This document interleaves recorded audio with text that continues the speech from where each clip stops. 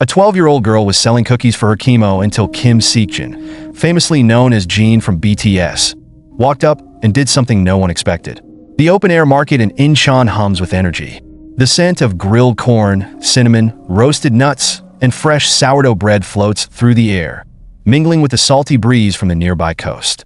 Stalls line both sides of the walkway, each bursting with color.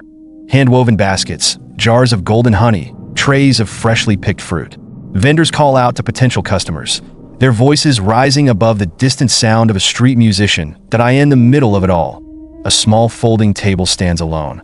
No flashy banners, no bright decorations. Just a plain white sign with neat, careful handwriting. Homemade cookies raising money for my chemo. Behind the table sits 12-year-old Seokjin. Her frame is small, her posture straight, but the shadows beneath her eyes tell a different story. The heat presses down on her, beads of sweat forming at her temple, but she doesn't complain. She can't. Not when there's so much at stake. Her cookies are wrapped in clear plastic, tied with thin ribbons, each one a labor of love. She spent the evening before baking them with her mother, rolling the dough with trembling hands, pushing through the fatigue that never fully fades. She had to take breaks, resting her head on the cool kitchen counter while the oven timer ticked down. But she wouldn't let herself stop. Now, she sits patiently, watching as people pass by, some slow down, reading her sign before offering a polite smile and moving on. Others don't even glance her way. Seokjin doesn't blame them. The market is full of distractions, dozens of vendors competing for attention. A woman in a wide-brimmed sun hat stops, reaching into her purse. "I'll take a bag, sweetheart." Seokjin forces a smile, her fingers moving clumsily as she hands over a package. The woman slips a $5 bill into the cash box. "Hope you get better soon, honey." Seokjin nods. She doesn't tell the woman that hope won't cover the cost of her next treatment. She watches her leave, the excitement she felt this morning slowly fading. When she set up her table, she believed she could make a real difference, help take some of the weight off her mother's shoulders. But now, as the afternoon sun stretches long shadows across the pavement, she's barely made enough to buy a single dose of the medication she needs. She takes a deep breath, blinking against the exhaustion pulling at her. She knew today wouldn't be easy, but she didn't think it would feel like this.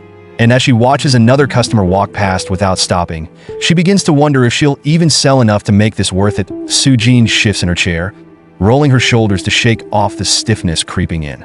The heat presses against her skin, heavy and unforgiving. She glances at the cash box, still barely full, not even $20. Her mother had tried to talk her out of this. "You don't have to do this, Seokjin. I'll figure it out."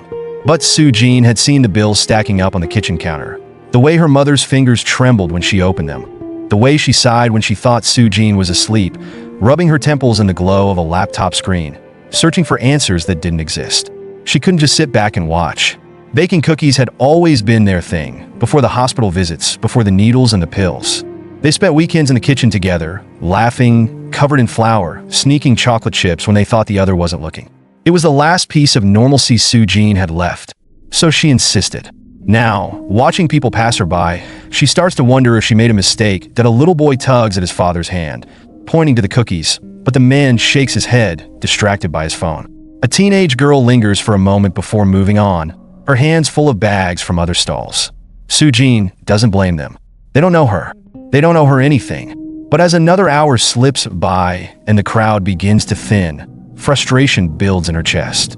She clenches her fists under the table, her body aching, the familiar fatigue settling into her bones.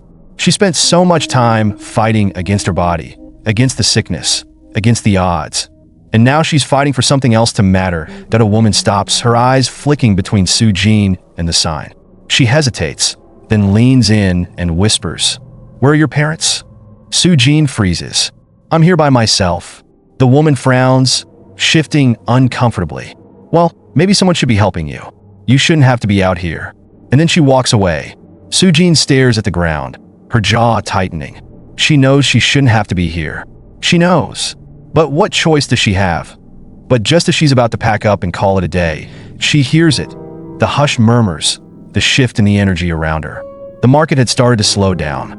Vendors were packing up their unsold goods. Tired parents were coaxing their kids toward the parking lot, and the golden afternoon light was beginning to stretch long shadows across the pavement. Seokjin counted the bills in her cash box again, willing the number to change. It didn't. $18. She swallowed hard, trying to push down the lump in her throat. She wasn't expecting to raise thousands today, but she had hoped to at least make a difference, enough to take even a little pressure off her mother's shoulders. Instead, she felt like she was drowning. Her fingers gripped the edge of the table as another wave of exhaustion hit her. Her body always did this, betrayed her when she needed it most. Sujin squeezed her eyes shut for a second, pulling in a breath. Asterisk, just a little longer, just a few more sales.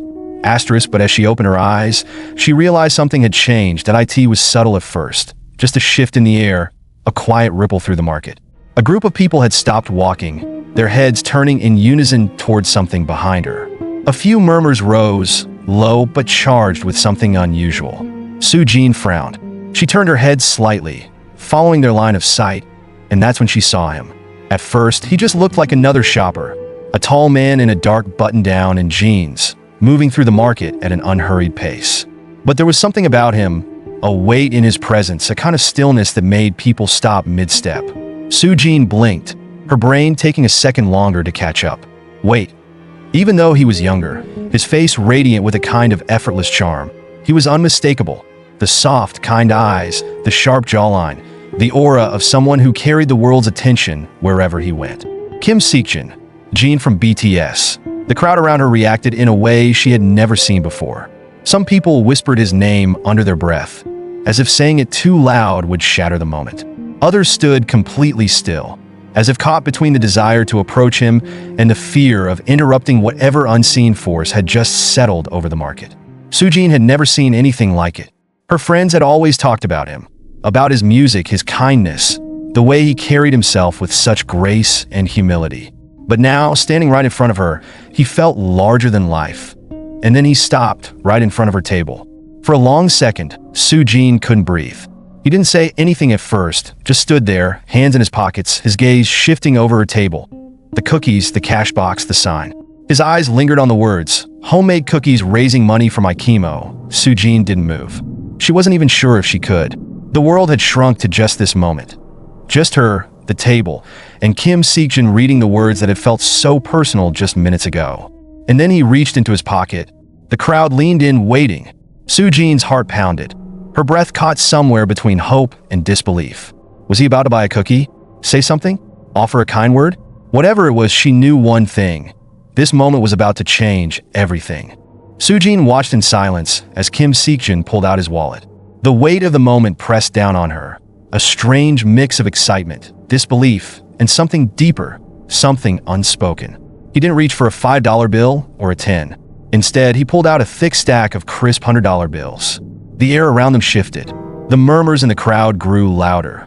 People leaning in, straining to see if what they were witnessing was actually real.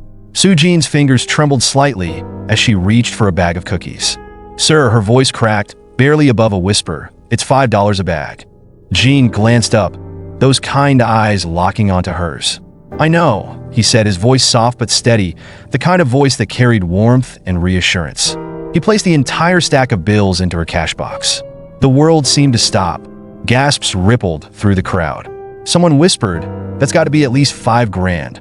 Sujin just stared, her breath hitched, her mind struggling to process what had just happened. I can't take this," she stammered. "It's too much." But Kim Seokjin didn't take the money back. Instead, he reached for a bag of cookies, took one out, and broke off a piece. "You made these yourself?" he asked, his tone steady, unshaken by the growing attention around them. Sujin swallowed hard. "Yes, sir." He popped the piece into his mouth, chewing slowly, then nodded slightly. "Good cookie." A small smile tugged at the corner of his lips. Then, in a voice just loud enough for her to hear, he said, "Kid, you're stronger than most people I've met." Sujin's throat tightened. She didn't know what to say. The exhaustion she had been fighting all day, the worry, the frustration, the quiet fear that this was all for nothing, it all came crashing down at once. And for the first time in a long time, she felt like she could breathe again. But the moment wasn't over yet, because what happened next would turn this from a generous act into something even bigger. The crowd erupted. People who had been frozen just moments ago suddenly sprang into action. Some gasped, others clapped, a few even whistled, their excitement bubbling over.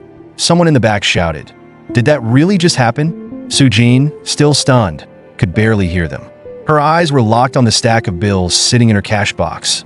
More money than she had ever seen in her life. She looked back up at Kim Seek-jin, her hands shaking slightly. I don't even know what to say," she whispered. He held her gaze for a moment, then said simply, "Just keep fighting." Then, without another word, he turned and walked away. Soo-jin sat there, motionless, as the whispers and murmurs around her grew louder. And then something unexpected happened. A man stepped forward, pulling out his wallet. He grabbed a bag of cookies and placed a $100 bill into the cash box. "I'll take one," he said, "and keep the change." Then another person, and another. It was like a floodgate had opened.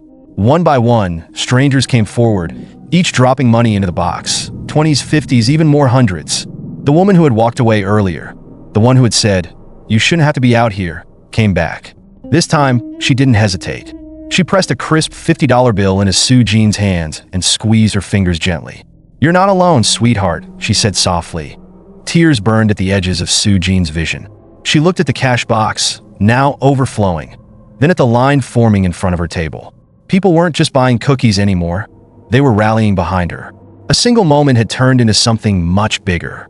Soo-jin wiped at her eyes, trying to keep herself together. She had spent so much time feeling like she was fighting alone, like she was carrying a weight too heavy for someone her age. But now, looking at the faces in front of her, she felt something she hadn't felt in a long time. Hope. But there was still one thing left to do. Soo-jin took a shaky breath, staring at the overflowing cash box. This wasn't just money. It was proof that people cared, that strangers who had no reason to had chosen to stand with her. For so long, she had watched her mother struggle, had listened to doctors talk in numbers and probabilities, had felt the weight of an illness that made her feel like a burden. But today, everything felt different. The last person in line, an older man with a kind face, handed her another $100 bill. He didn't even take a bag of cookies. "I lost my wife to cancer," he said gently. "I wish I could have done more for her. But today, I can do something for you." Soo-jin pressed the bill between her fingers, her throat tightening. She didn't know how to say thank you in a way that could possibly match what she was feeling. So instead, she met his eyes and said, "I won't stop fighting." A small smile crossed his face. That's all any of us can do. As the market began to empty, Soo-jin sat there, hands resting on the table, trying to absorb what had just happened. And then, for the first time in months, she let herself laugh. A real, honest laugh. The kind she hadn't heard from herself since before the hospital rooms. The 4 drips, the late-night cries her mother thought she didn't hear. She had come here hoping to make a small difference. She never imagined she'd leave knowing she had been given something even greater, that in a world that often feels cold, indifferent, and unfair, moments like these remind us of something important. Kindness is still alive. A single person, one moment of generosity, can start a ripple effect that changes lives. Kim Seek-jin didn't have to stop. He didn't have to give. But he did. And because of that, so did everyone else. So the next time you see someone fighting their battle alone, ask yourself, asterisk, what can I do? How can I help? Asterisk, because sometimes all it takes is one act of kindness to turn someone's world around. If this story moved you, don't let it end here. Be someone's Kim Seek-jin. If you believe in the power of kindness, share this story with someone who needs to hear it. Because at the end of the day, the good we put into the world always comes back.